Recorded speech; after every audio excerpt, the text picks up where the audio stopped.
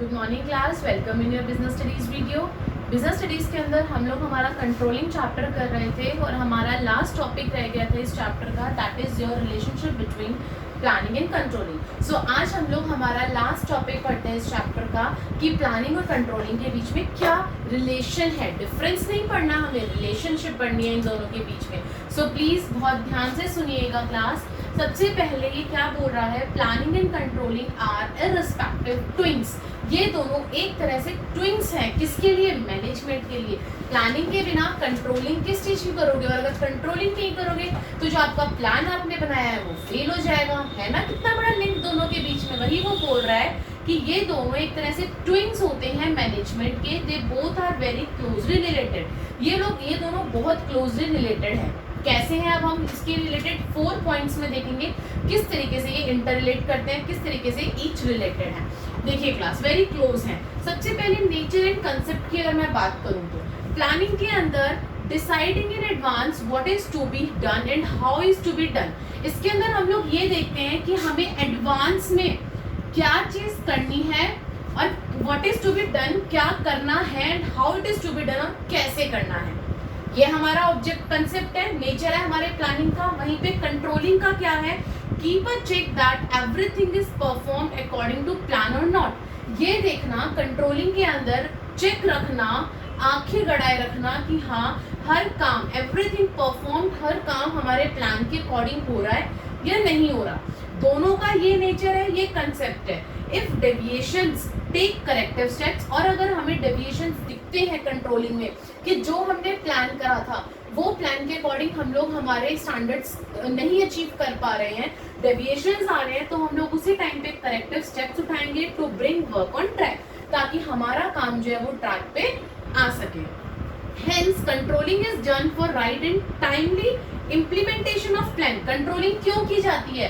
ताकि जो हमने प्लान बनाया है वो प्लान हमारा सक्सेसफुली इम्प्लीमेंट हो सके। जो प्लान हमने टारगेट बनाया है, अगर 100 यूनिट ऑफ प्रोडक्शन की अगर हमने बनाया है, प्लान बनाया है, तो इसे हम अचीव कर सके, इसलिए हम कंट्रोलिंग करते हैं। And they both are meaningless without each other. अगर प्लान ही नहीं करा तो कंट्रोल किससे करोगे, और अगर कंट्रोल नहीं करा तो प्लान को कैसे अचीव करोगे। तो ये दोनों जो है एक दूसरे के बिना अधूरे हैं, मीनिंगलेस है। समझ में आया पहला पॉइंट कि किस तरीके से दोनों एक दूसरे से रिलेट करते हैं। सेकेंड पॉइंट पे आती हूँ, they both are interdependent and interlinked. दोनों एक दूसरे के ऊपर डिपेंड है और दोनों एक दूसरे से इंटरलिंक्ड है। कैसे? कंट्रोलिंग के अंदर we are compare actual performance with plan performance. देखो यहाँ पे भी वही बता रहा है कि कंट्रोलिंग के अंदर हम लोग क्या करते हैं, हमारी जो एक्चुअल परफॉर्मेंस हुई है, फॉर एग्जांपल हमारी 80 यूनिट्स प्रोड्यूस हुई हैं, तो जो एक्चुअल परफॉर्मेंस है उसे हम लोग कंपेयर करते हैं हम लोगों की प्लान परफॉर्मेंस से। इन दोनों को कंपेयर किया जाता है। प्लान जब हम प्लानिंग करेंगे तभी तो प्लान परफॉर्मेंस डिसाइड करेंगे ना कि हमने कितना प्लान करा था, और एक्चुअल कब आएगी, जब कंट्रोलिंग अच्छे से होगी कि हाँ भाई कितनी एक्चुअल परफॉर्मेंस निकल कर आई है। नो कंट्रोलिंग, अब वो बोल रहा है if there is no planning, अगर प्लानिंग नहीं है then there is no controlling. अगर आपने किसी चीज के लिए प्लान ही नहीं करा है, किसी भी चीज के लिए अगर प्लान नहीं करा है, तो कंट्रोल किस चीज को करोगे, किसी भी चीज को नहीं करोगे। अगर आपकी स्टडीज खत्म हो गई, आपको आगे नहीं पढ़ना, तो आपके मदर फादर आपको क्यों कंट्रोल करेंगे? ठीक है, वो आपको कहेंगे अब अपनी जॉब करिए, अब वो आपको नहीं बोलेंगे आपकी पढ़ाई के रिगार्डिंग। तो वही वो बोल रहा है that if there is no planning there is no controlling, because manager will not be able to compare performance. अब मैनेजर क्या कंपेयर करेगा जब हमने प्लान ही नहीं करा कि हमें 100 यूनिट्स बनानी है, विदाउट एनी प्लान हम लोग हमारा काम करने लग गए, हमने प्लान ही नहीं कर रखा हमें 90 क्रॉस लाने हैं, तो हमें अगर 30 क्रॉस भी आ गए, 33% भी आ गए, तो आप लोग तो खुश, क्योंकि हमने कोई प्लानिंग ही नहीं करी थी। तो इसीलिए प्लानिंग अगर नहीं होगी तो कंट्रोलिंग नहीं होगी, और अगर कंट्रोलिंग नहीं होगी तो जो मैनेजर है वो कंपेयर क्या करेगा, किससे कंपेयर करेगा, not able to know that actual performance is okay और नॉट। और हमें ये नहीं पता चलेगी कि हाँ जो हमने स्टैंडर्ड रेडी किया था, जो हमने परफॉर्मेंस रेडी किया था, हम उसके अकॉर्डिंगली हमारी एक्चुअल परफॉर्मेंस सही है या नहीं है। After making plans on paper they have to be implemented. सिर्फ पेपर पे प्लानिंग नहीं करनी है कि हाँ भी हमने स्टैंडर्ड रेडी कर लिया, हमें 100 यूनिट्स बनानी है तो पेपर पे लिख के छोड़ दिया, अब चाहे जो मर्जी होता रहे, ऐसा नहीं है। वो बोल रहे हैं अगर हम लोगों ने पेपर पे प्लान्स बनाया, we have to implement also. So controlling make sure that everyone follow plan by continuous monitoring. अगर मैनेजर कंटिन्यूअस मॉनिटरिंग करते रहेंगे, कंट्रोल करते रहेंगे, तभी तो आप इस प्लान परफॉर्मेंस को अचीव कर पाओगे, नहीं तो कैसे अचीव कर पाओगे। No controlling planning is no use of it is not checked that everything is done according to plan or not। अगर कंट्रोलिंग नहीं होगी तो ये कैसे पता चलेगा कि जो हमने प्लान किया है उसको हम और जो हम लोग काम कर रहे हैं वो हमारे प्लान के अकॉर्डिंग है या नहीं है। सो क्लास देखो किस तरीके से कंट्रोलिंग और प्लानिंग एक दूसरे के साथ इंटर रिलेटेड है, समझ में आया, और इंटरडिपेंडेंट भी है। प्लान करोगे तभी कंट्रोल कर पाओगे, और कंट्रोलिंग में आपको तभी आप परफॉर्मेंसेस को इक्वल मैच कर पाओगे कि परफॉर्मेंसेस सही है या नहीं है। अगर प्लान ही नहीं है तो कंट्रोल भी नहीं है। जो चीज मैंने यहाँ बताई, अगर कोई प्लान नहीं है तो कोई कंट्रोलिंग ही नहीं होगी। एम आई राइट? तो ये 2 पॉइंट्स हमें अच्छे से क्लियर हुआ कि किस तरीके से आपके प्लानिंग और कंट्रोलिंग एक दूसरे से जुड़े हुए हैं। बाकी 2 पॉइंट्स और देखते हैं हम लोग, और अच्छे से क्लियर होगा आपको।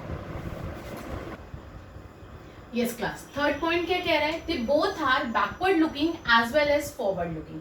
किस तरीके से ये बैकवर्ड लुकिंग भी कहलाता है और फॉरवर्ड लुकिंग भी कहलाता है। याद करिए मैंने इसके नेचर में आप लोगों को पढ़ाया भी था that it is backward looking as well as forward looking, और उस टाइम मैंने कहा भी था कि 99% कई बार चांसेस होते हैं कि ये आपके एग्जाम में वो 1 मार्क्स में दे सकता है या 3 मार्क्स में दे सकता है पूछने के लिए। रीजन क्यों? तो वो रीजन हम लोग यहाँ पढ़ेंगे कि कैसे दोनों ही बैकवर्ड लुकिंग भी है और फॉरवर्ड लुकिंग भी है। ध्यान से सुनिएगा, प्लानिंग और कंट्रोलिंग। सबसे पहले बैकवर्ड लुकिंग देखते हो, ये दोनों बैकवर्ड लुकिंग कैसे हैं। Planning is done by considering past experience. Obvious सी बात है, हम लोग हमारा पास्ट पिछले साल का डाटा ही तो देख के प्लान करेंगे। अगर हमारी कंपनी के अंदर एम्प्लॉयज इतने एफिशिएंट नहीं है कि वो 100 यूनिट्स प्रोड्यूस कर सके, तो हम लोग हमारे जो क्या कहते हैं पास्ट एक्सपीरियंस को देखते हुए अपनी प्रोडक्शन को थोड़ा कम कर देंगे, 90 कर देंगे कि ठीक है भाई कम से कम कुछ एफिशिएंसी लगा के 90 तक तो पहुंचो, तुम लोग अपनी प्रोडक्शन को 90 यूनिट्स तक तो पहुंचाओ। तो पास्ट एक्सपीरियंस देख के हम लोग हमारी प्लानिंग करते हैं, पास्ट परफॉर्मेंसेस देखी जाती है, प्रीवियस फीडबैक रिपोर्ट देखी जाती है।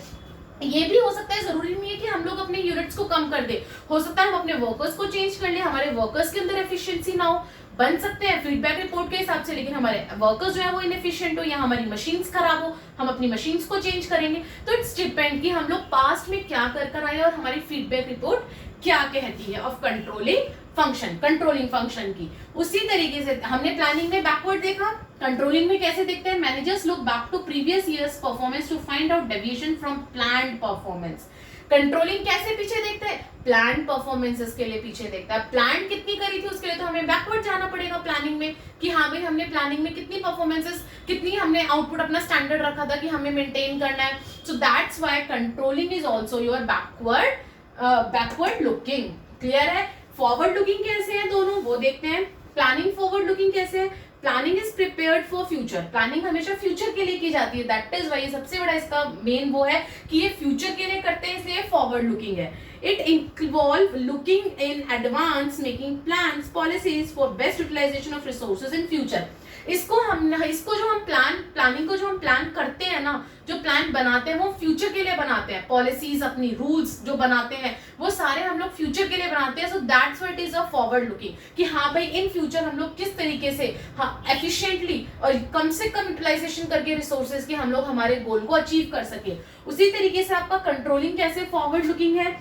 does not end by comparing past performance with planned performance। सिर्फ यहीं पर खत्म नहीं हो जाता कि हमने planned performance से कंपेयर कर लिया, लेकिन find the reasons for deviation so that these does not occur in future। साथ ही में हम लोग ये भी देखते हैं कि भाई ये deviations क्यों आए हैं, differences क्यों आए हैं, ताकि हम लोग उसकी रिपोर्ट बनाते हैं ताकि फ्यूचर में हम लोग वही गलती दोबारा ना करें। तो आई होप कि ये समझ में आ गया होगा किस तरीके से जो प्लानिंग है और कंट्रोलिंग है वो आपका बैकवर्ड लुकिंग भी होता है और साथ ही साथ में फॉरवर्ड लुकिंग भी होता है। ये इंपॉर्टेंट पार्ट है।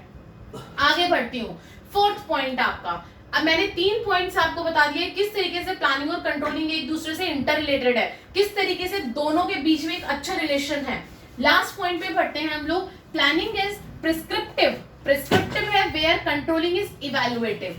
दोनों को देखते हैं हम लोग। Planning involves lot of thinking, comparison to prescribe a particular course of action for achieving objective. इसके अंदर हम सोचते हैं, कंपेयर करते हैं कि किस तरीके से हम लोग हमारे गोल को अचीव करें, प्लानिंग के अंदर, वहीं पे कंट्रोलिंग के अंदर हम लोग इवैल्यूएट करते हैं और चेक करते हैं whether desired cause of action is followed और नॉट, कि भाई जो प्लान हमने बनाया था, जो हम लोगों ने यहाँ पे इवैल्यूएट करा था, हम लोग चेक करते हैं कि डिजायर्ड कोर्स ऑफ एक्शन, जो प्लान हम लोगों ने डिसाइड करा था, जो स्टैंडर्ड डिसाइड करा था, वो फॉलो हो रहा है या नहीं हो रहा, हम लोग हमारे आउटपुट्स अचीव कर पाएंगे या नहीं कर पाएंगे।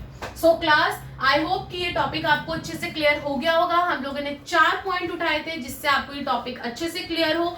अब यहाँ पे आपका कंट्रोलिंग चैप्टर के साथ साथ आपका बुक का part A management is also complete. हम लोगों ने मैनेजमेंट के बारे में पढ़ा है सारा, इसके अंदर हम लोगों ने ये देखा है किस तरीके से आप अपनी मैनेजमेंट को एज अ मैनेजर रन कर सकते हैं, और ये आपके फ्यूचर के लिए बहुत इंपॉर्टेंट है अगर आप मैनेजर की जॉब के लिए जाते हैं तो। क्लास, आई होप कि ये सारे चैप्टर्स आपको समझ में आ गए होंगे अब तक जो हमने करे हैं। अब हम लोग हमारी आने वाली वीडियो के अंदर हमारा पार्ट बी उठाएंगे, that is your next chapter financial management. So please like, share and subscribe the video, ताकि जो अब हम पार्ट बी करने वाले हैं फाइनेंशियल मैनेजमेंट, वो आप तक इजीली पहुंच सके। Thank you.